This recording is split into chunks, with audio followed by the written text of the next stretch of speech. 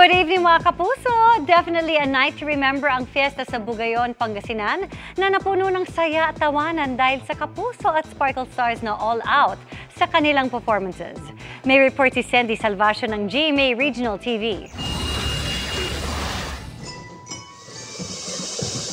Damang-dama ang sigla at pagkakaisa ng mga Bugalyonian sa week-long celebration ng kanilang 105th Patronal and Town Fiesta. Nagpasiklaban ng iba't ibang paaralan sa ginanap na drum and lyre competition. Pagsapit ng gabi, isang taimtim na prosesyon para kay Saint Andrew the Apostle na siyang patron ng bayan. Dinaruhan ito ng daan-daang deboto.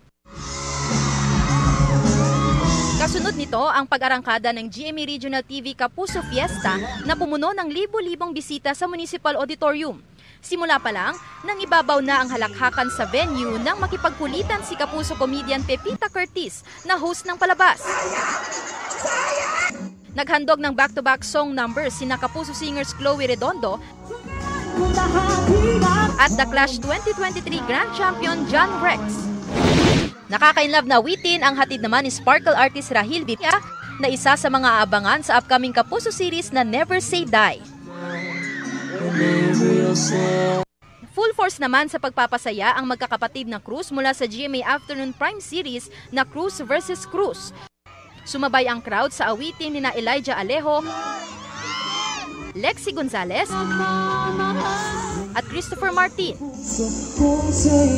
May mga sumisigaw talaga ng, ande, ano nang mangyayari? May mga ganon talagang nakakatuwa. And syempre, masaya kami na na-celebrate namin yung fiesta ninyo. Talagang naramdam mo nakasuporta talaga sila. Nagpakilig naman sa fan si Bubblegang cast member E.A. Guzman.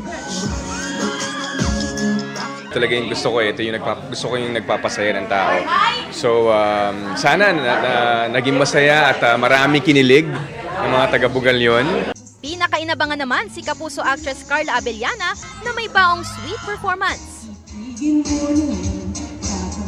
Grabe sila pumalakpak, magsigawan. Mataas yung energy nila kahit very late na paghuli na ako na nag-perform. Nakakatuwa kasi ano pa rin sila, very lively pa din. Mula sa GMA Regional TV at GMA Integrated News, Sandy Salvacio, nakatutok 24 oras.